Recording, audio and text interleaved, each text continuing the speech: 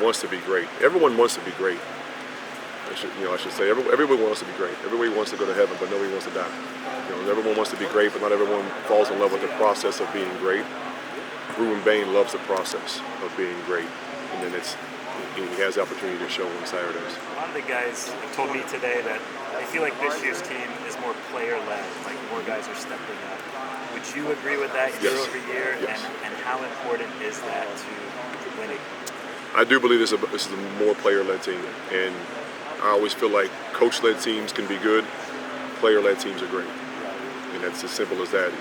We can only take them so far, because when the lights are on and they plug the scoreboard in, we're behind the white line, and the players have to go out and do it. They're in the locker room. We don't spend a whole lot of time in the locker room, so it's teams that are led by their players, that have good culture established from upstairs, and their players pay it forward, and everyone's marching to the same sheet of music, is when you can have really good football teams. I know he's on offense. You get excited for tomorrow.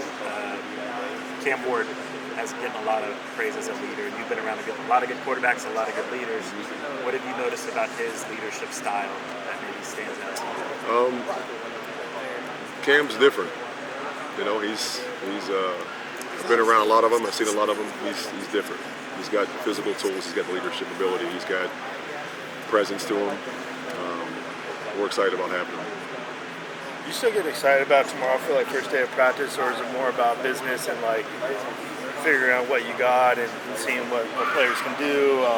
Or is it a mixture of both, or how do you approach that now, kind of as a coach? It's a mixture of both. It's still, at the end of the day, it's still a game, and we have to have fun doing it. So if we walk around with stress and anxiety and pressure, and we're worried, players see that, feel that, and will reflect that. So at the end of the day, it's a game. It's a big business. I understand that. We need to win, and we go out every week to work to win, and every Saturday kick it off to win. But it's a game, you have to enjoy it. It's a game you love. So does that make it exciting though to get back on the field? If you love what you do for a living, you're excited to get up in the morning and go do it. If you hate it, you drag your ass to work and go through it, right? So we love what we do. I absolutely love it. Being on the grass with the players is second to none, and watching them have success is worth it to me. So what's something, here's a question, I am asking 15 players, different sports this question. What's something you appreciate about your job and you're kind of unique in that you played and now and see coaching from a different side? What's something you appreciate about coaching either you didn't know or you didn't appreciate as much as when you got in there? Beyond the hours, of course. The hours. Yeah, we won't get into that part of it. You can't just drop this question on me and expect an off-the-cuff answer. This is one of those thoughts. You're supposed to you're supposed to get this to Cam yesterday and give me a day to think about it. You can do all these. Say it again, because I'm going to give you an answer. What's something that you, now that you've been at it, how many years have you been here? 3 years? 3 years here. As a coach, and you can either answer about football you appreciate about football or the job as a coach that maybe you didn't know. You're hard when how about I didn't football. Appreciate?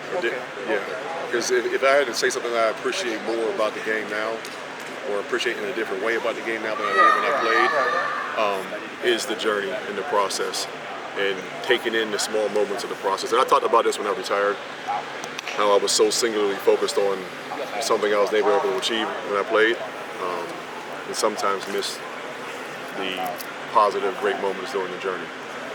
So as I do this now as a coach, still taking that journey to be elite and be the best I could be at this profession, it's also going to do it through 85 players or 120 players that are on this grass as well. So enjoying their journey with them, and also my journey within theirs, their big picture.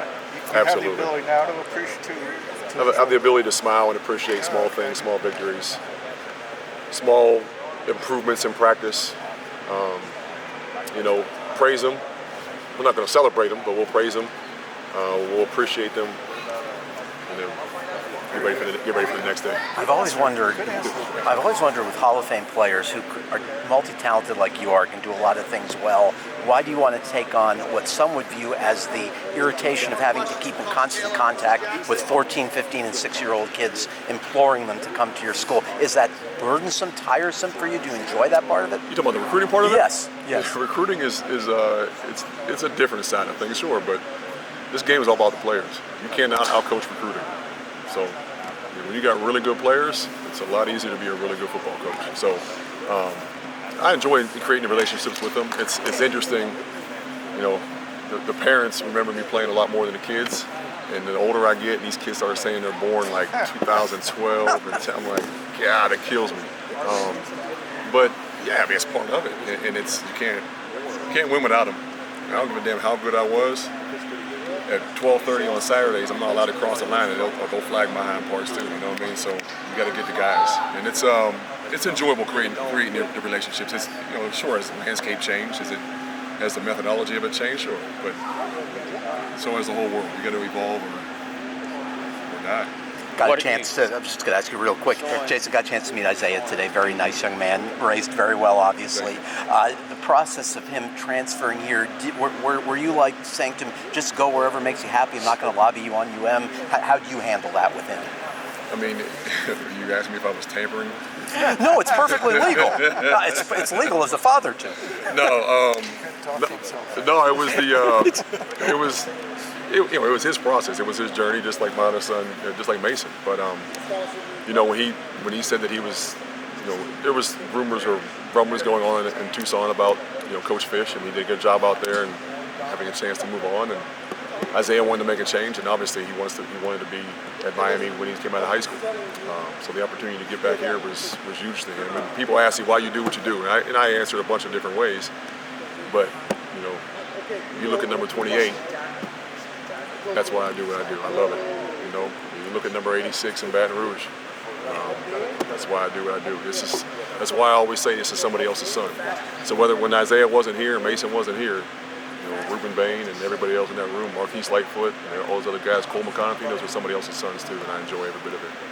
When it comes to recruiting, what are you kind of looking for in a recruit as far as mentally, like what kind of person are you looking for in a recruit? Tough question too. I mean,